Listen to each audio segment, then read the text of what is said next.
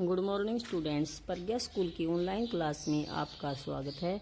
आज हम पढ़ेंगे क्लास 6 का लेक्चर नंबर 18 का सब्जेक्ट भूगोल, पृथ्वी हमारा आवास पुस्तक का लेसन नंबर 2 ग्लोब अक्षांश एवं देशांतर रेखाओं के बारे में। ग्लोब के बारे में जानकारी प्राप्त करेंगे, यानी शीर्षक से ही स्पष्ट होता है कि ग्लोब अक्षांश और देशांतर रेखाओं के बारे में।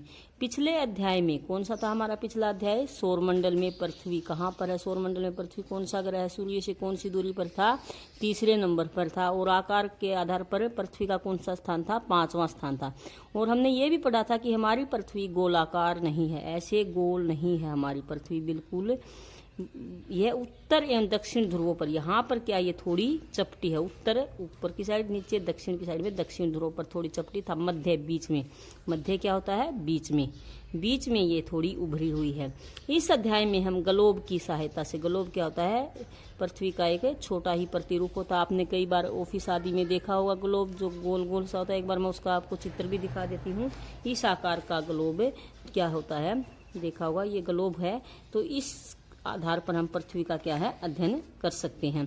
पृथ्वी का भौगोलिक अध्ययन करेंगे और यह देखेंगे कि हमारी पृथ्वी कैसी दिखाई देती है। ग्लोब क्या है, पृथ्वी का लघु रूप में, छोटे, लघु क्या है, छोटे रूप में एक वास्तविक प्रतिरूप है, मतलब पृथ्वी जैसा ही है ग्लोब।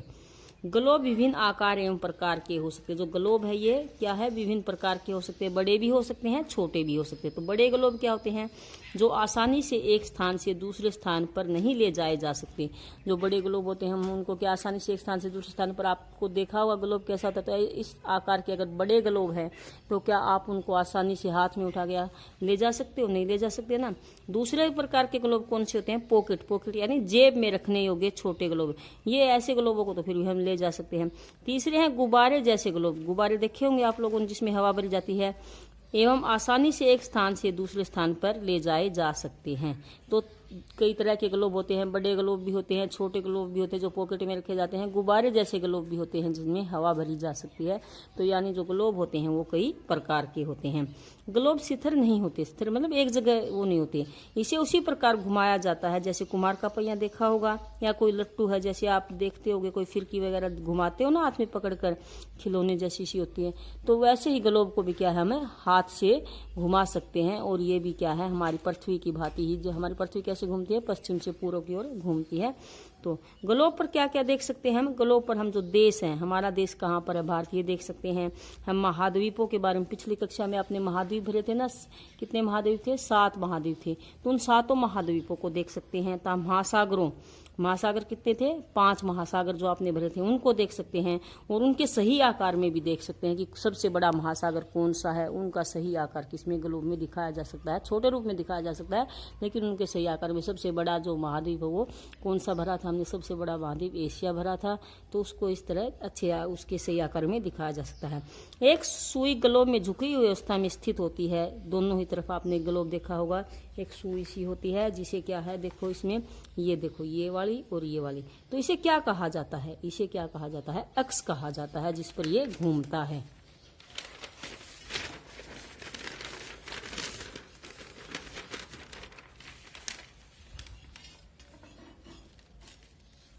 इसके बाद है उत्तरी ध्रुव और दक्षिण ध्रुव को मिलाने वाली काल्पनिक रेखा क्या कहलाती है, एक्स कहलाती है। देखो जैसे ये पृथ्वी हो गई, और जो ये यहाँ से और यहाँ पे है ना, तो इन दोनों को मिलाने वाली जो काल्पनिक रेखा है वो क्या हो गई, एक्स हो गई।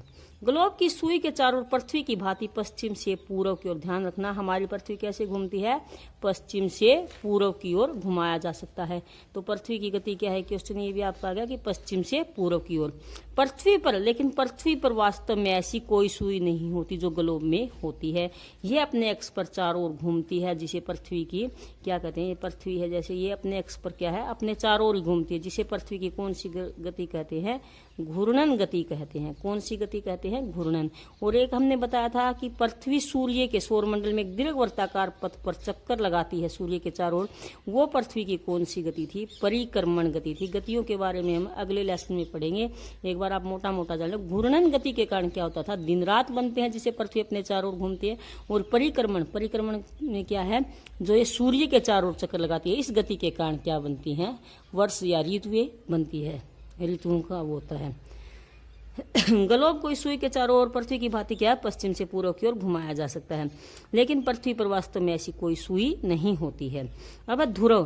पृथ्वी के ऊपरी और निचले भाग को क्या कहते हैं, ध्रुव कहते हैं। पोल, इसके दो पोल होते हैं, जैसे ऊपर वाला, इसको क्या कहते हैं, ऊपर की तरफ आपने दिशाएं भी पढ़ी होंगी पिछली वर्ष।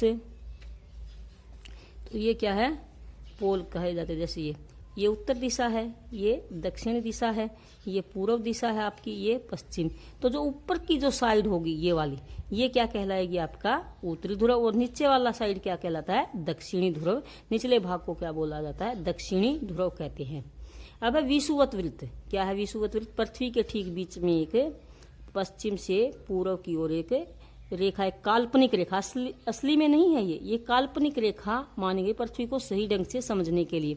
काल्पनिक रेखा जो पृथ्वी को दो बराबर, यानी ऊपर आधा भाग और नीचे आधा भाग, दो बराबर भागों में बांटती है, क्या कहलाती है, विषुवत वृत्त या विषुवत रेखा कहलाती है। इसे हम भूमध्य रेखा भी कहते हैं। भूमध्य नाम से स्पष्ट होता है, पृथ्वी को दो बराबर बीच की, भूमध्य बीच की हो गई, तो भूमध्य आधा भाग ऊपर रह गया, आधा नीचे रह गया।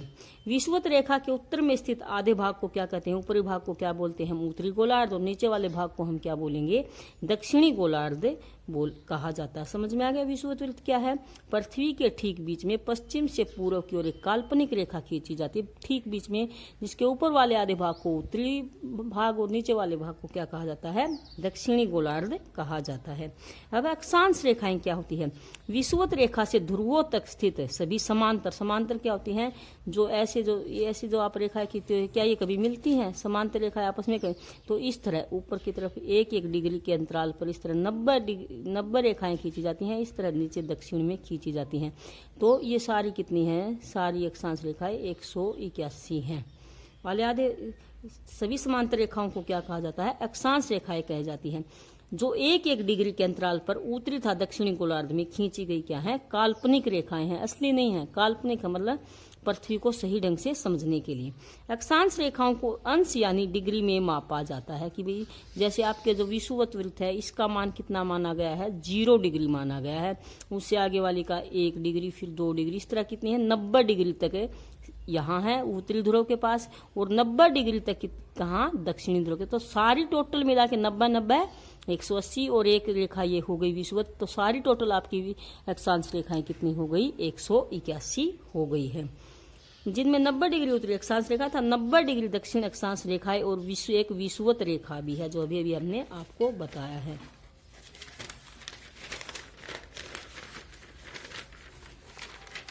शामिल है जो 0 डिग्री अक्षांश से जाने वाली रेखा है, इसका मान क्या है, जो इस रेखा का अभी बताया था, जो विषुवत रेखा जो बीच में खींची है, इसका मान क्या है, 0 डिग्री है।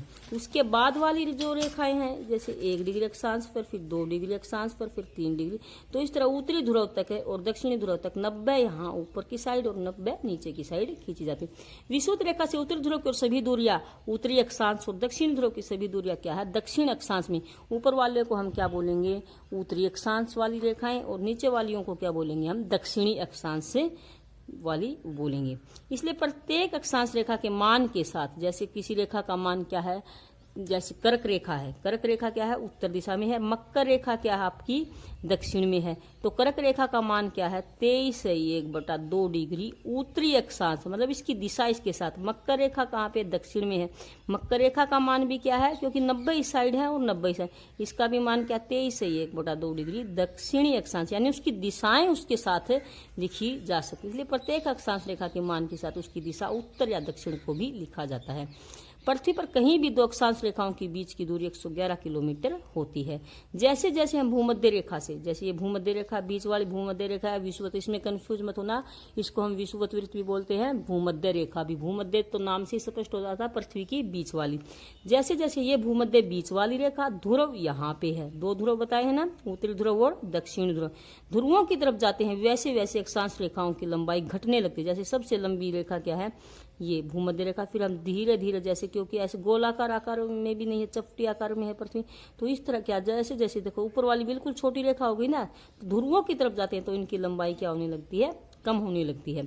अक्षांश रेखाएं पृथ्वी के विभिन्न क्षेत्रों पर ऊष्मा के प्रभाव को भी दिखाते हैं। कौन से अक्षांश पे कौन सी रेखा है, उससे वहाँ की जलवायु का भी पता चलता है कि वहाँ की जलवायु क्या है, गर्म है या ठंडी है। अब आप होमवर्क में नोट करोगे, जितना आपने लेसन पढ़ा है उस आधार पर आप अपना होमवर्क। पृथ्वी का सही आकार क्या है? हमारी पृथ्वी पूर्णतः गोलाकार नहीं, अभी अभी पढ़ा था हमने, बल्कि यह उत्तरी तथा दक्षिणी ध्रुवों पर थोड़ी चपटी और मध्य बीच में थोड़ी क्या है, उभरी हुई है। अब है दूसरा क्वेश्चन है, ग्लोब क्या है? अभी पढ़ा है, ग्लोब पृथ्वी का एक छोटा वास्तविक प्रतिरूप है, छोटा ही एक रूप है। एक्स किसे कहते हैं? ग्लोब में एक सुई झुकी हुई अवस्था में स्थित होती है, जिसे क्या कहा जाता है? एक्स कहा जाता है। पृथ्वी की सही आकृति का ज्ञान किससे मिलता है? सही आकृति कैसी है तो इसका ज्ञान हमें किससे मिलता है? ग्लोब से मिलता है। पृथ्वी अपनी घूर्णन गति किस पर करती है? पृथ्वी अपनी घूर्णन गति अपने एक्स पर करती है, अपने एक्स के चारों ओर। मतलब पृथ्वी क्या है, दो गतियां बताई थी ना पृथ्वी, ये गतियों के बारे में हम अगले अध्याय में पढ़ेंगे विस्तार। एक बार ध्यान, पृथ्वी जो अपने चारों ओर घूमती है वो क्या होती है? पृथ्वी की घूर्णन गति होती है, जिसके कारण दिन और रात बनते हैं। पृथ्वी अपने घूर्णन गति अपने एक्स पर करती है। पृथ्वी के दो बिंदु कौन कौन से हैं? कौन कौन से बताए थे? दो बिंदु, उत्तरी ध्रुव और दक्षिणी ध्रुव, दो बिंदु हैं। अक्षांश रेखाओं की संख्या कितनी होती है? अक्षांश रेखा अभी भी बताया, बीच वाली जो भूमध्य रेखा है 90 ऊपर की साइड है, 90 नीचे की साइड भी एक, ये बीच वाली, तो कितनी हो गई? टोटल हो गई 90 90 180 और एक 181, यानी कितनी होती है? भूमध्य रेखा सहित 181 होती है। ग्लोब पर कौन सी आकृतियां सही दिखाई देती हैं? हम कौन कौन सी चीजें ग्लोब पर सही ढंग से उनका अध्ययन कर सकते हैं? तो वो कौन कौन सी चीजें हैं? महाद्वीपों की आकृति सही दिखाई देती है, दोनों ध्रुव सही दिखाई देते हैं, अक्षांश था देशांतर रेखाएं सही दिखाई देती हैं, महासागर था महाद्वीप, ये सारी चीजें। भूमध्य रेखा किसे कहते हैं? वह काल्पनिक रेखा जो पृथ्वी को दो समान भागों में बांटती है या विभाजित करती है, क्या कहलाती है? भूमध्य रेखा कहलाती है। पृथ्वी किस दिशा में घूमती है? किस दिशा में? हमने शुरू में ही बताया था, पृथ्वी किस दिशा में? ये पश्चिम है, ये पूर्व है, तो हमेशा पश्चिम से पूर्व की ओर घूमती है। थैंक यू स्टूडेंट्स, आपको जो होमवर्क दिया गया है ये आपको अपनी सॉफ्ट कॉपी में राइट भी करना है और लर्न भी करना है।